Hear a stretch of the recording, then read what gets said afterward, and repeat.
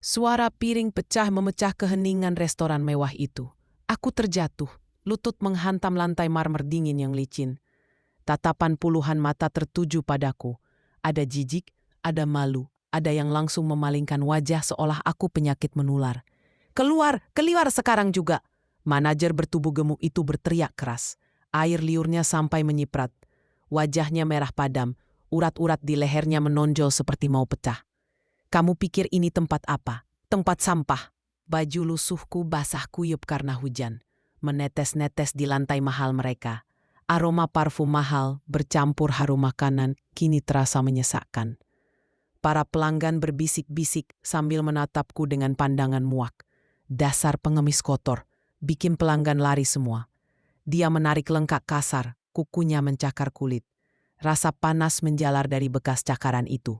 Security datang, langsung menyeretku keluar tanpa ampun. Hujan masih deres, jalanan becek, dan aku kembali basah kuyup di trotoar yang sepi. Tubuhku menggigil kedinginan, tapi hati lebih dingin lagi. Aku memusap air mata yang bercampur air hujan, menatap papan nama restoran mewah itu dari balik kaca yang berembun. Lampu-lampu terang di dalam terasa mengejek. Tapi mereka tidak tahu siapa sebenarnya aku. Orang-orang di jalanan ini cuma kenal aku sebagai Rini si pengemis kotor. Sudah 3 bulan aku berkeliaran di sudut-sudut kota. Tidur di kolong jembatan, makan sisa-sisa makanan yang dibuang orang. Baju-baju lusuh ini memang satu-satunya yang aku punya sekarang. Dulu aku punya rumah, punya mobil, bahkan punya perusahaan catering kecil yang lumayan berkembang.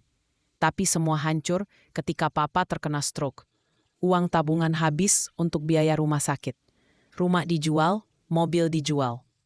Perusahaan bangkrut karena aku harus fokus merawat papa seorang diri. Mama sudah meninggal sejak aku SMA. Adik-adikku sudah berkeluarga dan punya masalah masing-masing. Aku sendirian menghadapi semuanya. Papa butuh obat mahal setiap bulan.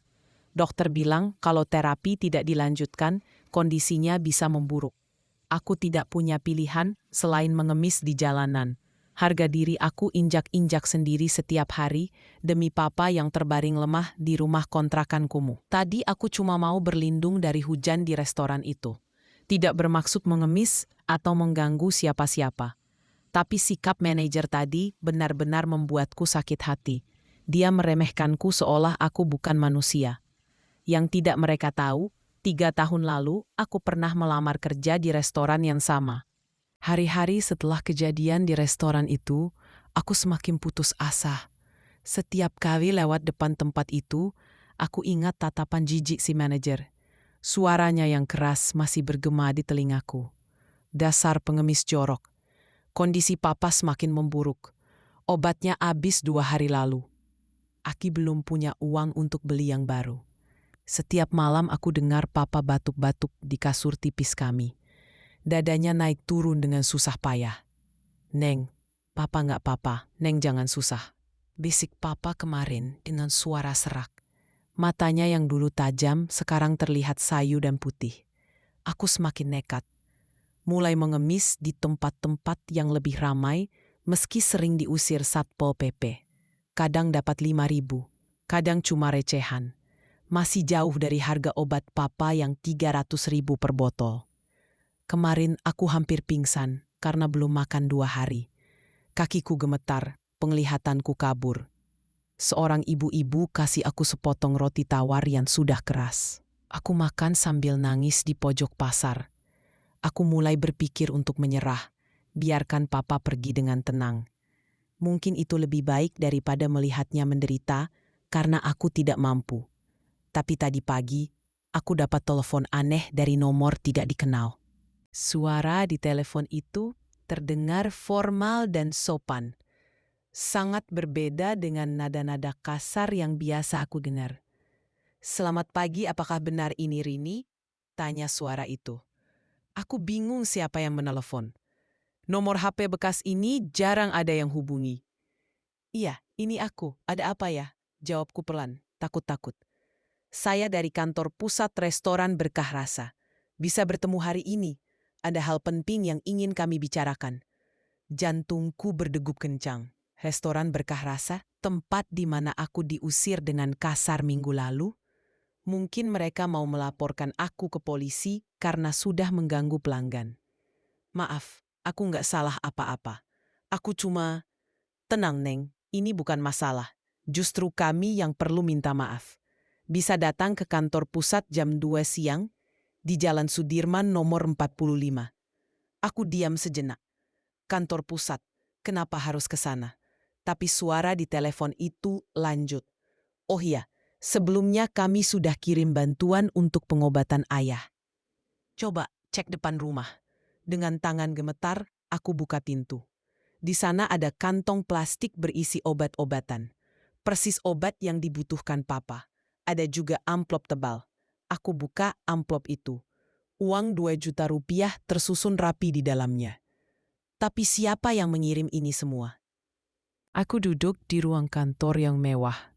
Masih tidak percaya dengan semua yang terjadi. Pak Hendra, Direktur Utama Restoran Berkah Rasa, duduk di hadapanku dengan wajah serius.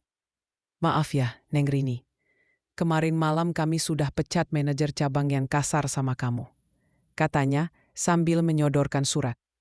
Perilaku dia tidak sesuai dengan nilai-nilai perusahaan kami. Aku baca surat pemecatan itu dengan mata berkaca-kaca.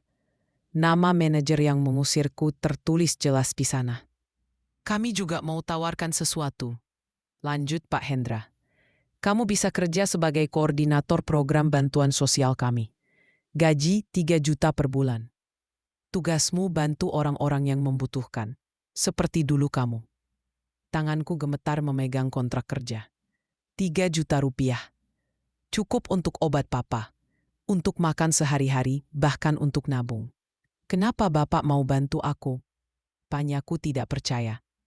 Pak Hendra tersenyum. Karyawan kami yang lain cerita kalau kamu selalu berbagi makanan sama anak jalanan di sekitar restoran. Meski kamu sendiri kelaparan, kamu tetap peduli sama orang lain. Orang seperti kamu yang kami butuhkan. Aku menangis, tapi kali ini bukan karena sedih. Untuk pertama kalinya setelah bertahun-tahun, aku merasa dihargai. Papa akan sembuh, adikku bisa sekolah lagi. Dan aku punya kesempatan membantu orang lain yang nasibnya sama seperti dulu. Kebaikan memang tidak pernah sia-sia.